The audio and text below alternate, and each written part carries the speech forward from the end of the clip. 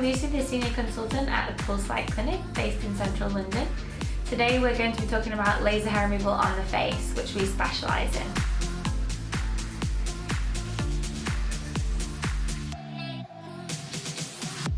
Hair growth occurs at any point in people's life. Generally after puberty, our hormones do change. So for a lot of male clients, of course, they tend to develop a beard hair once they hit puberty and on. So basically a lot of men come in for laser hair removal on the cheeks, and a lot of the time across the neck area. If you're shaving on a daily basis, it can create a lot of ingrowns and irritation. So laser hair removal is a fantastic solution to that. For a lot of women, however, hormones fluctuate throughout our lifetime. So generally after puberty, we do find that a lot of younger women come in for PCOS, polycystic ovary syndrome, or excess hair growth. Even if it's just a few hairs on the chin or the upper lip, it does bother a lot of people.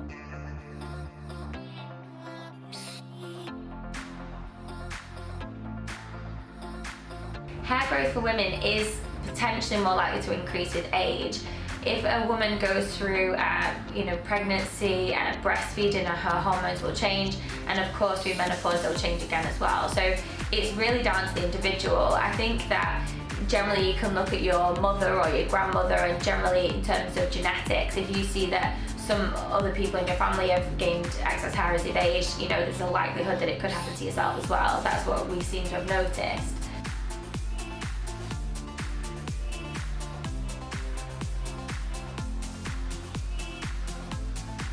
There's many options for hair removal on the face. You've got hair removal creams, threading, dermaplaning, shaving, plucking, and of course laser hair removal, electrolysis.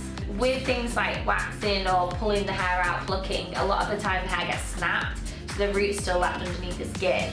So you might feel like if you're doing plucking that you're plucking every day or that your hairs are coming through really quickly, but it's not actually the case. A lot of the time you've just actually snapped the hair and you didn't pull the full hair out. So a couple of days later that hair is growing a little bit longer and it's pushed back out of the skin again. So it does cause you a lot of hassle in terms of time management as well, because if you're plucking every day and you do have strong hair growth, it's not ideal. Plus which that can of course create ingrown hairs, spots, acne, all these horrible things as well, and a shadow effect, which you'll also get of course from shaving and hair removal cream.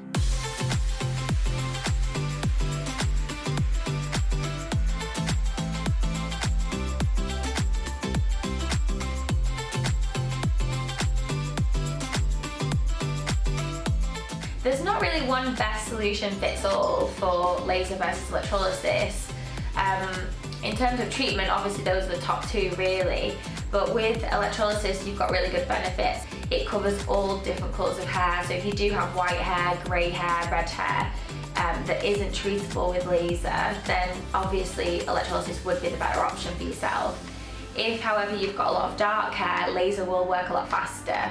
So sometimes we combine them together. We might have a client that we think is going to get a quicker, better result for a cheaper price with electrolysis on one area, but the same on another area with laser. So we might do laser on this area, example chin and jaw, and then electrolysis on the upper lip or sideburns, for example.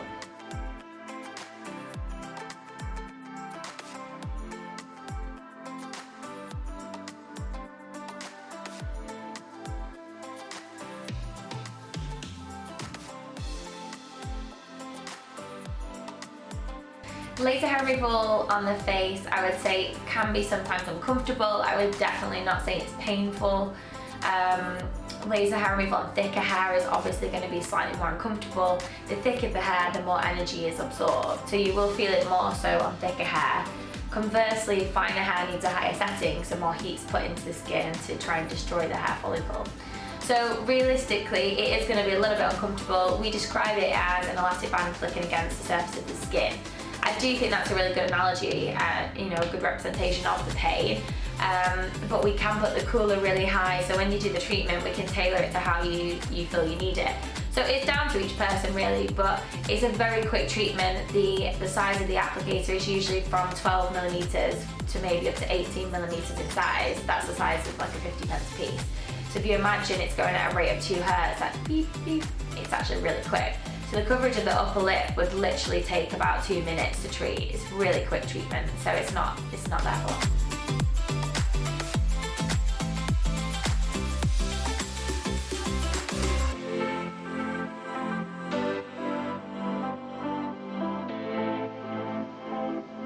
It's definitely a myth that hair grows back thicker after doing laser. The reason for that is because the laser is killing the hair follicle, so it wouldn't be possible for it to grow back thicker.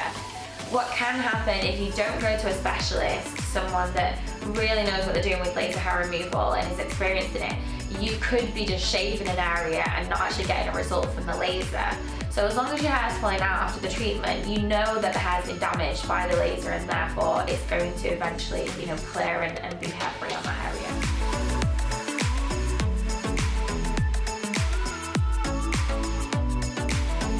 Thank you for watching. If you have more questions, feel free to check out our website, where you can book a free phone or face-to-face consultation at any of our 3 clinics.